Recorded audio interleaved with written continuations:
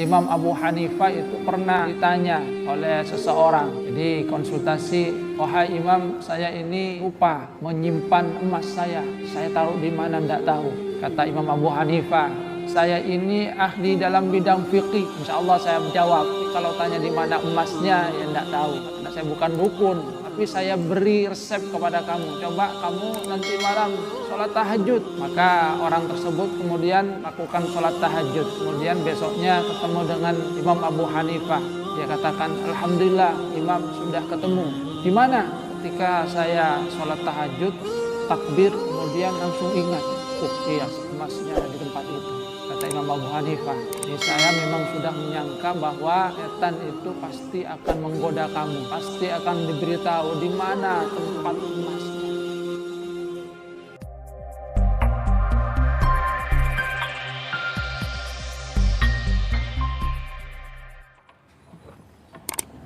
Assalamualaikum warahmatullahi wabarakatuh.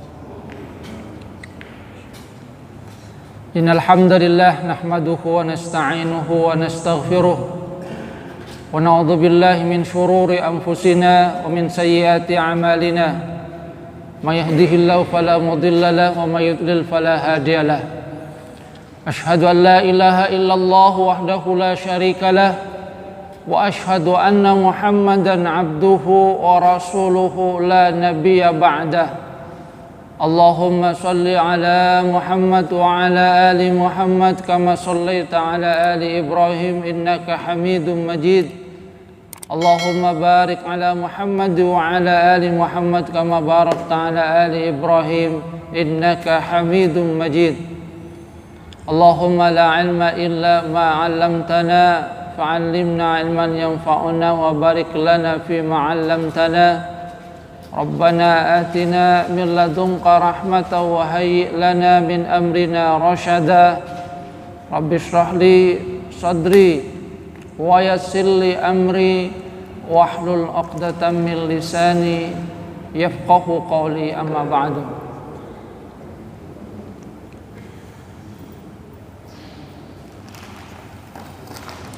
Hadirin jamaah salat subuh rahimakumullah.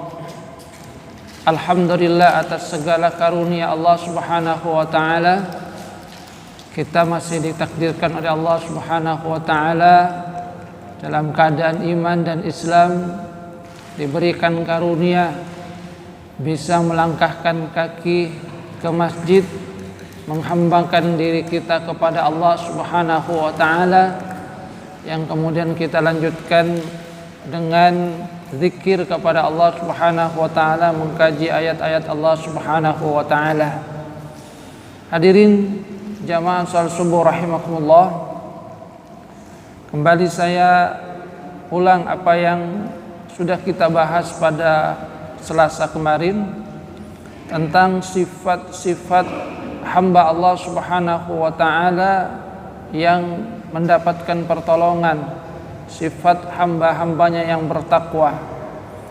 Allah Subhanahu wa taala berfirman, a'udzubillahi minasyaitonir rajim, alladzina yaquluna rabbana innana amanna faghfir lana dzunubana wa qina adzabannar as-sabirina was-sadiqina wal qanitina wal munfiqina wal mustaghfirina bil ashar, yaitu orang-orang yang berdoa, Rabbana innana amanna, wahai Tuhan kami, sesungguhnya kami ini beriman, faghfir lana dzunubana, maka ampunilah dosa-dosa kami, wa qina adzabannar, dan jagalah kami dari siksa neraka. As-sabirina, yaitu orang-orang yang sabar, was-sadiqina, yang membenarkan apa yang diturunkan oleh Allah Subhanahu wa taala, jujur di dalam keimanannya, wal qanitina, yang senantiasa taat ibadah kepada Allah Subhanahu wa taala, wal munfiqina, dan menginfakkan hartanya, wal mustaghfirina bil ashar, dan mereka senantiasa mohon ampun di waktu sahur. Hadirin jamaah salat subuh rahimakumullah. Di ayat ini Allah Subhanahu wa taala memberikan penjelasan tentang sifat-sifat dari hamba-hambanya yang bertakwa, alladzina wa'adahumullah as-thawab al-jazil, yang Allah Subhanahu wa taala janjikan kepada mereka pahala yang besar, janjikan kepada mereka pertolongan manakala mereka benar terhadap sifat-sifat ini. Yang pertama, Allah Subhanahu wa taala nyatakan alladzina yaquluna rabbana innana amanna, yaitu yang menyatakan rabbana innana amanna, wahai Tuhan kami sesungguhnya kami beriman. Jadi yang pertama adalah mereka yang benar-benar beriman kepada Allah Subhanahu wa taala. Di dalam rukun iman biasanya yang disebutkan itu adalah ada dua yang sangat penting, yaitu al-iman billah, kemudian al-iman bi yaumil akhir, ditambah dengan 4 rukun iman yang lainnya. Al-iman billah, keimanan kepada Allah Subhanahu wa taala, percaya sepenuhnya terhadap Allah Subhanahu wa taala, dan juga terhadap hari akhir, hari kebangkitan. Karena dua hal inilah yang sesungguhnya banyak mewarnai manusia di dalam kehidupannya. Manakala mereka itu benar di dalam keimanan kepada Allah Subhanahu wa taala, maka insyaallah setiap langkahnya itu akan terjaga agar sesuai dengan apa yang diridhai oleh Allah Subhanahu wa taala. Manakala manusia beriman, percaya dengan sesungguhnya dengan datangnya hari akhir, dengan datangnya hari kiamat beserta hisab yang terjadi di dalamnya, maka manusia itu akan berhati-hati di dalam melakukan perbuatan di dalam kehidupan ini. Karena setiap perbuatan manusia nanti akan dia temui manakala dia menghadap Allah Subhanahu wa taala. Kalau baik, maka kemudian akan mendapatkan balasan kebaikan. Kalau buruk, maka juga akan mendapatkan balasan keburukan. Faman ya'mal mithqala dzarratin khairan yarah wa man ya'mal mithqala dzarratin syarran yarah. Siapa yang melakukan kebaikan walaupun sebesar biji zarrah, maka dia nanti akan melihatnya, mendapatkan balasan dari Allah Subhanahu wa taala. Sebaliknya, wa may ya'mal mithqala dzarratin syarran yarah. Siapa yang melakukan keburukan walaupun hanya sebesar biji zarrah, maka dia juga akan melihatnya, mendapatkan balasan dari Allah Subhanahu wa taala. Faghfir lana dzunubana, dan kemudian mereka juga berdoa agar diberikan ampunan oleh Allah Subhanahu wa taala. Faghfir lana dzunubana ay bi imanina bika wa bima syara'tahu lana faghfir lana dzunubana, yaitu dengan keimanan ini, jadi keimanan kami kepada Engkau dan dengan apa yang Engkau syariatkan kepada kami, faghfir lana dzunubana, maka ampunilah kami dosa-dosa kami, wa taqsirana min amrina bi fadlika wa rahmatika, dan juga kekurangan-kekurangan kami di dalam menjalankan perintah Engkau, bi fadlika wa rahmatika, dengan keutamaanmu, dengan karuniamu, dan dengan rahmatmu. Jadi kemudian juga mohon ampun kepada Allah Subhanahu wa taala. Sebab Sekali lagi, manusia itu adalah makhluk yang banyak berbuat salah di dalam kehidupannya. Rasulullah sallallahu alaihi wasallam itu menyatakan kullu bani Adam khatta'un wa khairul khatta'in at-tawwabun. Setiap anak Adam itu banyak berbuat salah. Hanya saja dari mereka yang banyak berbuat salah, yang terbaik adalah yang banyak bertaubat kepada Allah Subhanahu wa taala. Jadi memang manusia itu adalah makhluk yang berbuat salah itu banyak, khata'. Kalau kemudian kita hitung-hitung dari pagi sampai petang, kita akan merasakan banyak sekali kesalahan yang kita lakukan. Cuma kata Rasulullah sallallahu alaihi wasallam, hendaknya kita kemudian banyak bertaubat kepada Allah Subhanahu wa taala. Makanya Rasulullah sallallahu alaihi wasallam itu memberikan contoh bagaimana beliau walaupun sudah diberikan jaminan ampunan oleh Allah Subhanahu wa taala, tetap juga istighfar, bertobat kepada Allah Subhanahu wa taala fil yaum, kata Rasulullah sallallahu alaihi wasallam, itu 100 kali. Dalam riwayat yang lain 70 kali. Jadi antara 70 kali sampai 100 kali Rasulullah sallallahu alaihi wasallam memberikan contoh kepada kita umatnya bahwa beliau walaupun sudah diberikan jaminan ampunan oleh Allah Subhanahu wa taala, tetap memohon ampun, istighfar, taubat kepada Allah Subhanahu wa taala. Wa qina adzabannar, dan jagalah kami dari siksa neraka. Siapakah yang nantinya mendapatkan itu? Di dalam ayat ini Allah Subhanahu wa taala kemudian memberikan gambaran. As-sabirina, yang pertama adalah orang-orang yang sabar. Jadi sifat yang digambarkan oleh Allah Subhanahu wa taala yang benar nanti dalam keimanannya, yang mendapatkan ampunan dari Allah Subhanahu wa taala, akan dijaga insyaallah dari api neraka. Pertama adalah as-sabirina, yaitu orang-orang yang sabar, ai fi qiyamihim bit ta'at wa tarkihim al muharramat. Kalau di sini digambarkan bahwa kesabaran itu pertama adalah fi qiyamihim bit ta'at, kesabaran di dalam melaksanakan ketaatan kepada Allah Subhanahu wa taala. Jadi sabar dalam artian aktif di sini, bukan dalam artian pasif. As-sabru fil qiyam bi awamirillahi ta'ala, kesabaran di dalam melaksanakan perintah Allah Subhanahu wa taala.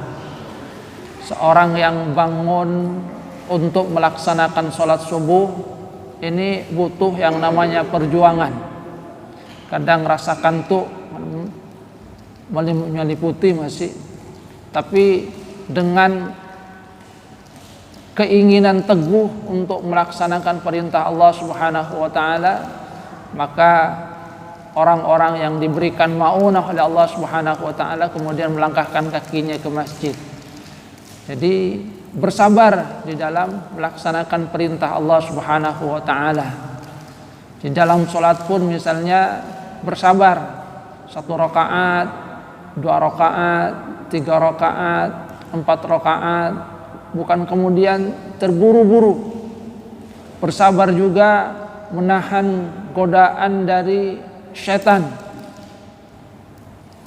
Setan memang ketika dikumandangkan azan, itu di dalam hadis dikatakan bahwa mereka itu lari, terbirit-birit sampai terkentut-kentut. Namun ketika selesai azan, setan itu datang lagi untuk menggoda manusia. Jadi setan datang lagi menggoda manusia, bahkan sampai lupa itu, saya ini sudah berapa rakaat, 1 rakaat atau 2 rakaat. Dan biasanya memang ketika takbir, setan itu mulai membayangkan kepada manusia sesuatu yang bisa membuat dia lupa. Jadi ini memang godaan setan, sesuatu yang lupa. Ketika takbir kadang diingatkan kunci hilang. Ketika Allahu Akbar itu ingat, aduh, iya ada di sana. Itu memang bagian dari strategi setan.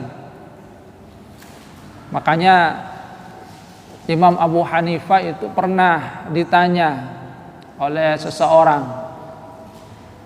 Jadi konsultasi, wahai Imam, saya ini lupa menyimpan emas saya taruh di mana ndak tahu.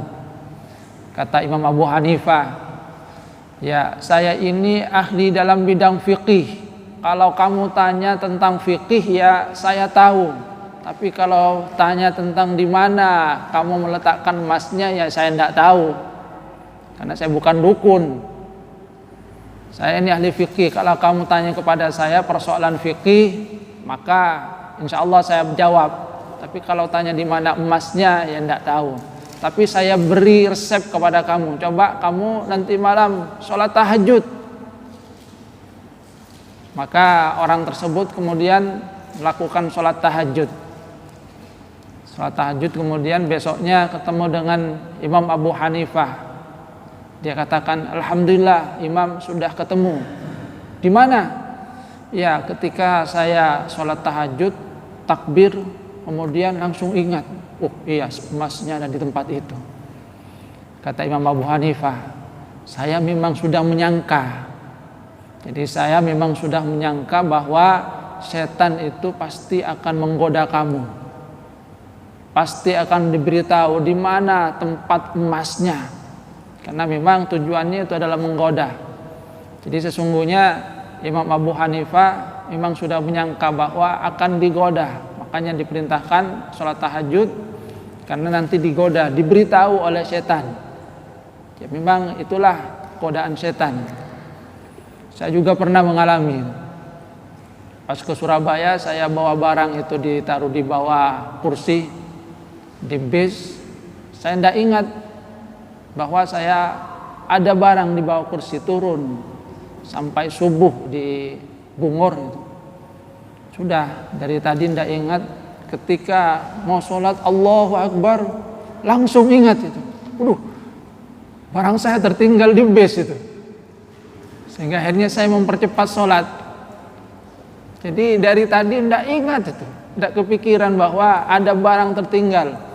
Ketika takbir Allahu Akbar itu langsung ingat, ini beritahu setan ini. Barang saya tertinggal. Ya, tujuannya memang supaya lupa, supaya kemudian ingat barang itu, kehilangan kekhusyuan. Jadi bersabar di dalam melaksanakan ketaatan kepada Allah Subhanahu wa taala. Karena di dalam melaksanakan ketaatan juga ada godaan-godaan. Melaksanakan puasa ya juga ada godaan. Termasuk juga watarkuhum al-muharramat. Bersabar di dalam meninggalkan apa yang diharamkan oleh Allah Subhanahu wa taala. Karena di dalamnya itu ada perjuangan untuk melawan hawa nafsu. Jadi dalam meninggalkan sesuatu yang diharamkan itu juga butuh kesabaran karena memang melawan hawa nafsu. Jadi sabar. Ya memang sabar juga dalam keseharian biasanya dikaitkan dengan musibah yang dialami oleh manusia. Itu sabar dalam artian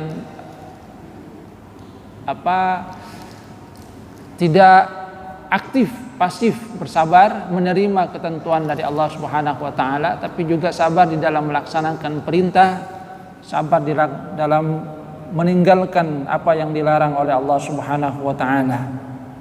Kemudian berikutnya adalah was-shadiqina, shadiq fima ukhbiru bihi min imanihim bima yaltazimuna minal a'mali asyaqqah, dan juga jujur di dalam keimanan mereka dan juga terhadap amal-amal yang syaqqah di sini, yang sulit yang mereka lakukan.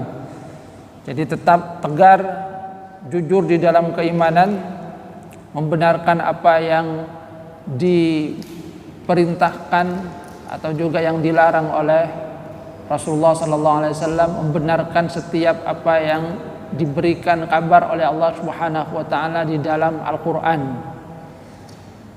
Hal ini misalnya sebagaimana yang dicontohkan oleh Abu Bakar As-Siddiq radhiyallahu an, yang ketika banyak manusia tidak membenarkan kabar tentang Isra Mi'rajnya Rasulullah sallallahu alaihi wasallam, beliau itu kemudian katakan, saya percaya. Kalau Muhammad yang mengatakan maka saya percaya. Jangankan itu, lebih dari itu saya percaya. Jadi shadiq termasuk dalam hal ini, shadiq di dalam artian kemudian menjalankan apa yang memang diyakini bahwa itu adalah sebuah kebenaran yang datangnya dari Allah Subhanahu wa taala. Kemudian yang ketiga adalah wal qanitin. Jadi al-qanitin maknanya adalah orang-orang yang taat, yang senantiasa tunduk.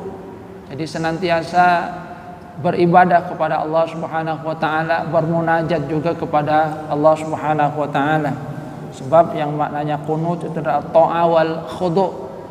Jadi ta'ah dan khudu', taat di dalam menjalankan perintah Allah Subhanahu wa taala, khudu', tunduk terhadap perintah-perintah Allah Subhanahu wa taala.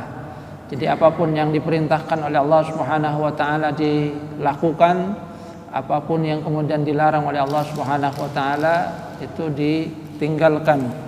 Jadi senantiasa qanitin, banyak berdoa, bermunajat, melaksanakan perintah-perintah Allah Subhanahu wa taala, terutama yang berkaitan dengan amal ibadah mahdhah yang tujuannya adalah mendekatkan diri manusia kepada Allah Subhanahu wa taala.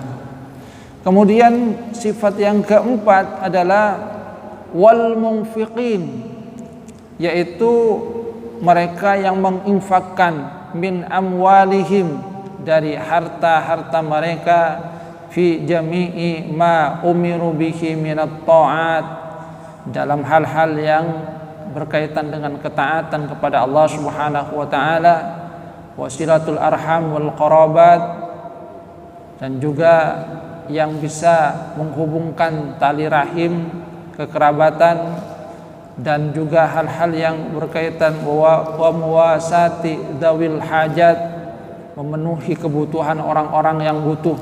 Jadi yang menginfakkan hartanya. Dan seperti yang pernah saya sampaikan, bahwa hakikat harta sebagaimana yang dikatakan oleh Rasulullah sallallahu alaihi wasallam itu 3. Sebab Rasulullah itu mengingatkan, yaqulu ibnu Adam mali mali. Anak Adam itu banyak berkata, ini hartaku, ini hartaku.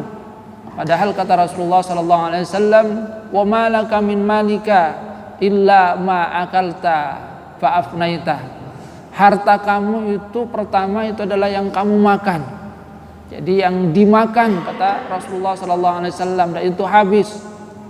Saripatinya kemudian menjadi tenaga yang kita gunakan dalam rangka ketaatan kepada Allah Subhanahu wa taala.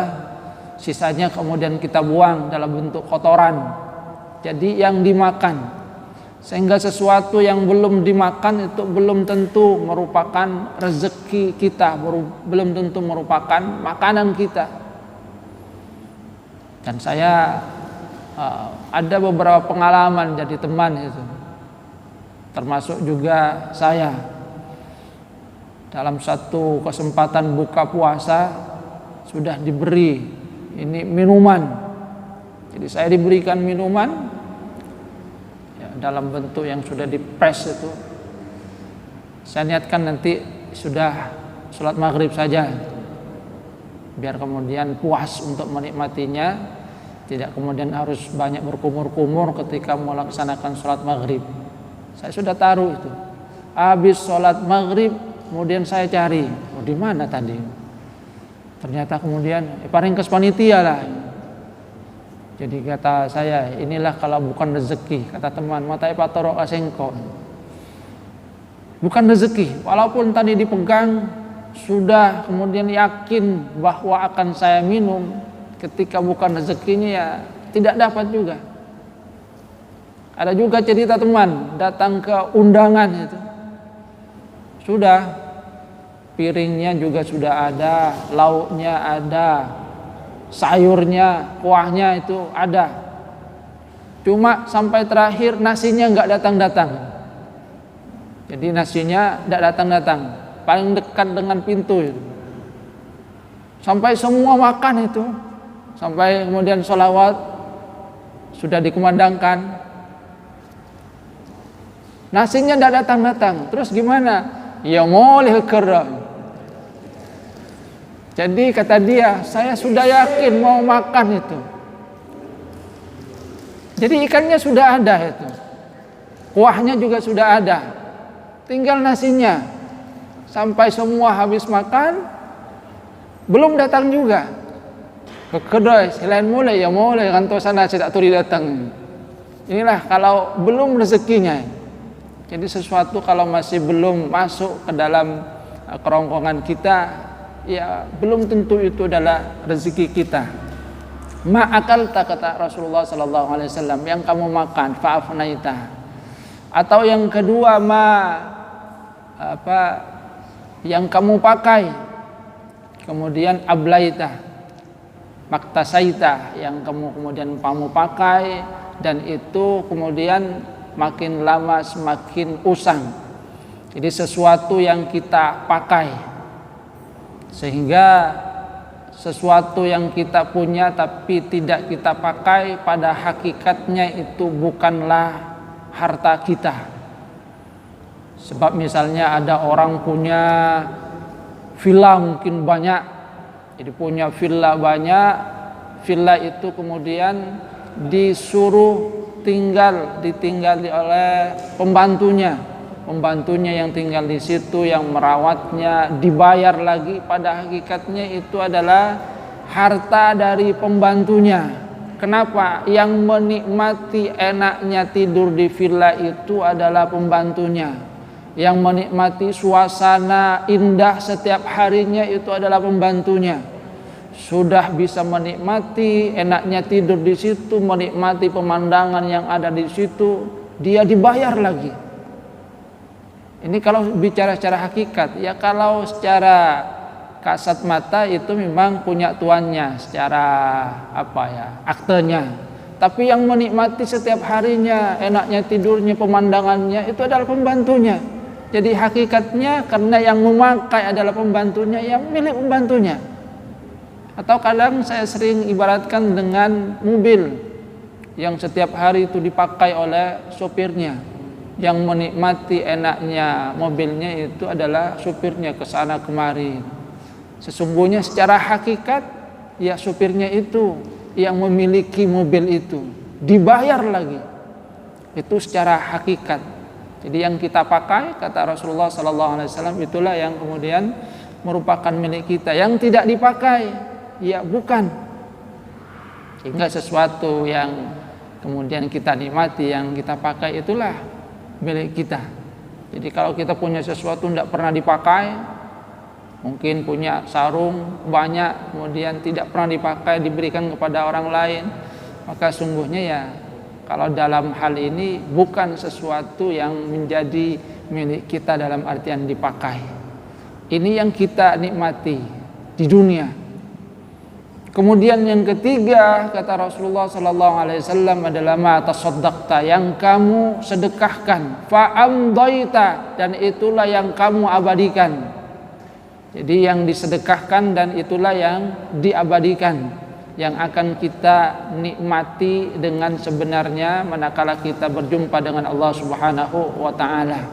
Jadi yang kita sedekahkan, yang di dalam perhitungan matematika manusia itu berkurang, maka sesungguhnya itulah harta kita yang sebenarnya, yang nanti akan kita nikmati manakala kita menghadap Allah Subhanahu wa taala. Ini al-munfiqin, yang menginfakkan sesuatu yang diinfakkan di jalan Allah Subhanahu wa taala. Di mana di dunia kita juga akan diberikan balasan oleh Allah Subhanahu wa taala. Jadi al-hasanatu bi asyri amsalihha, biasanya kemudian diberikan balasan. Harta yang disedekahkan itu tidak akan mengurangi harta kita, malah akan menambah, kata Rasulullah sallallahu alaihi wasallam. dan di akhirat inilah yang menjadi milik kita. Wa ma siwa dzalika, yang selain itu kata Rasulullah sallallahu alaihi wasallam, fahuwa dzahib, maka itu akan pergi, bisa akan pergi. Jadi jangan kemudian bangga dengan banyaknya 0000 di dalam tabungan kalau itu tidak digunakan, belum tentu milik kita, bisa dzahib. Ada uang yang kemudian kita pegang banyak, dzahib, bisa jadi dzahib, kecopetan, ditipu oleh orang lain. Kemarin cerita di pasar itu ada orang membawa banyak uang untuk belanja itu, kecopetan, habis puluhan juta. Zahib, bisa banyak jalan harta kemudian pergi dari kita, ya karena sakit, karena yang lainnya. Ada pengalaman, ada famili saya pada saat reuni, teman-temannya kumpulkan uang diberikan kepada dia. Ternyata diberikan uang banyak, anaknya sakit, cocok langsung untuk biaya pengobatan anaknya. Ini yang namanya bukan rezeki, walaupun datang uang bertumpuk tapi kemudian zahib, pergi, dan kita tidak tahu bagaimana caranya harta itu pergi dari kita. Atau kalau kemudian tidak yang seperti ini, watarikuhu linnas, ketika manusia meninggal hartanya itu masih banyak, tarikuhu linnas, maka itu akan ditinggalkan untuk manusia, yang menikmati itu adalah ahli warisnya, sementara yang mempertanggungjawabkan itu adalah dirinya. Maka ya memang memberikan harta waris supaya anak-anak itu tidak kemudian kekurangan, tidak meminta-minta kepada orang lain, itu perlu. Akan tapi bagaimanapun juga kita perlu untuk membuat bekal bagi diri kita sebelum kita meninggal dunia. Jadi al-infaq wal munfiqin, artinya sesuatu yang kita infakkan sesungguhnya adalah untuk diri kita sendiri, sebagai bekal yang kemudian akan kita ambil manakala kita menghadap Allah Subhanahu wa taala. Jadi tabungan kita, artinya tabungan kita yang sebenarnya itu bukanlah tabungan yang ada di bank, akan tetapi tabungan kita yang sebenarnya adalah yang ada di bank akhirat, berupa sedekah, berupa zakat, berupa hal-hal yang kita infakkan di jalan Allah Subhanahu wa taala. Itulah tabungan kita di bank akhirat. Sementara tabungan di bank dunia bisa jadi dua tadi, zahib wa tarikuh linnas, bisa jadi hilang, pergi, atau ditinggalkan untuk manusia.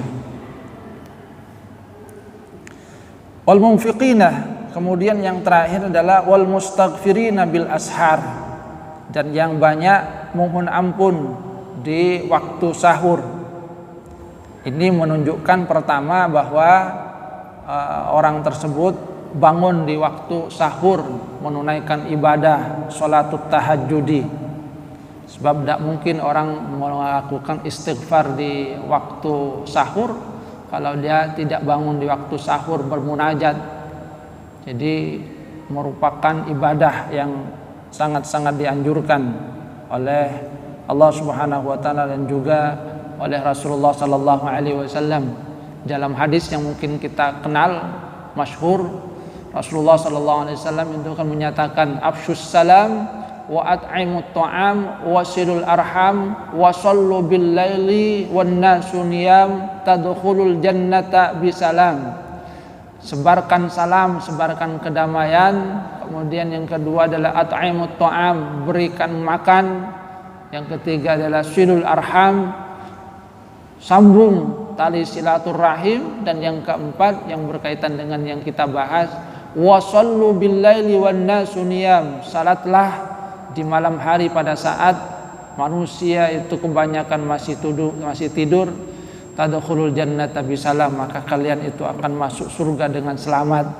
Masuk surga dengan selamat artinya tidak mampir dulu ke neraka. Jadi wal mustaghfirina bil ashar, banyak minta ampun di waktu sahur. Makanya memang di waktu sahur ini kita disyaratkan untuk banyak istighfar kepada Allah Subhanahu wa taala. Di dalam satu riwayat Rasulullah sallallahu alaihi wasallam itu pernah bertanya kepada malaikat Jibril, kapan waktu doa itu biasanya dijawab? Kata malaikat Jibril, saya tidak tahu, cuma di sepertiga malam terakhir itu biasanya arsy itu bergetar. Dan memang banyak sekali riwayat yang mengisyaratkan bahwasanya Allah Subhanahu wa taala itu memberikan kesempatan di sepertiga malam terakhir kepada hamba-hambanya. Siapa yang mau minta ampun akan aku ampuni, siapa yang meminta hajatnya akan aku penuhi. Jadi mustaghfirina bil ashar. Sehingga memang di waktu subuh ini ya isyaratnya kita memperbanyak istighfar. Istighfar. Kenapa kemudian istighfar? Karena sesungguhnya karunia maghfirah dari Allah Subhanahu wa taala ini adalah karunia utama.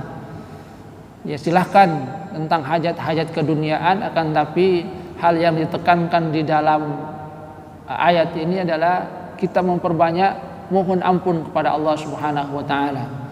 Sebab di dalam ayat-ayat yang lain itu sudah ada isyarat manakala Allah Subhanahu wa taala memberikan ampunan kepada kita, maka insyaallah urusan kita itu dimudahkan oleh Allah Subhanahu wa taala. Insyaallah kita juga akan diberikan kecukupan rezeki. Yumditkum bi amwali wa banin, akan diberikan karunia harta, anak dan hal-hal yang lainnya yang berkaitan dengan keduniaan. Jadi artinya minta istighfar, mohon ampun, yang itu juga akan mempengaruhi kehidupan keduniaan kita.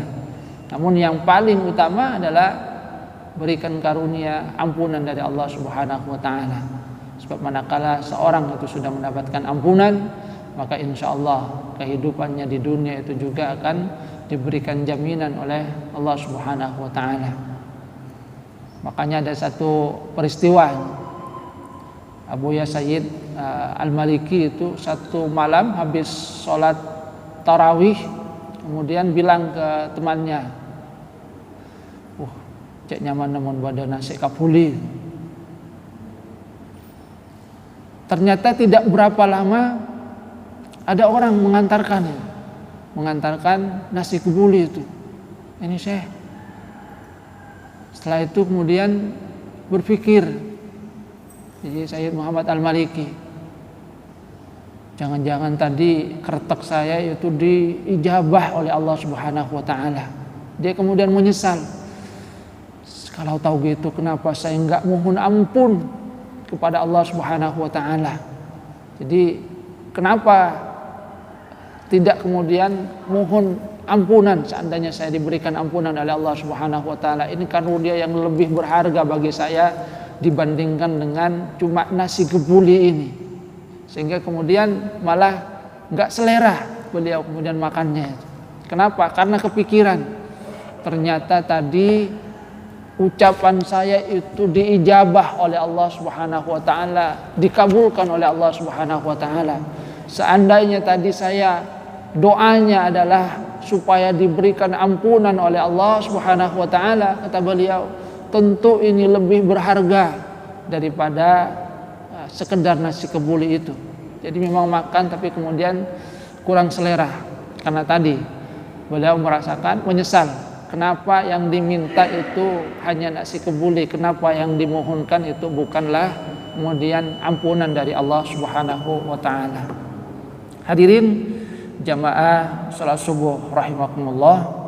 Jadi itu sifat-sifat dari hamba Allah Subhanahu wa taala yang bertakwa, yang dijanjikan oleh Allah Subhanahu wa taala pahala yang banyak, pahala yang besar. Dan kemudian kalau kita kaitkan dengan apa yang kita bahas kemarin, diberikan janji untuk bisa mendapatkan kemenangan di dunia, dan tentu kemudian yang paling berharga adalah kemenangan akhirat, yaitu kita mendapatkan pahala, mendapatkan maghfirah, mendapatkan ridha dari Allah Subhanahu wa taala. Kurang lebihnya mohon maaf. Wabillahi taufiq wal hidayah wa ridha wa inayah. Subhanakallahumma bihamdika asyhadu an la ilaha illa anta astaghfiruka wa atubu ilaik. Assalamualaikum warahmatullahi wabarakatuh.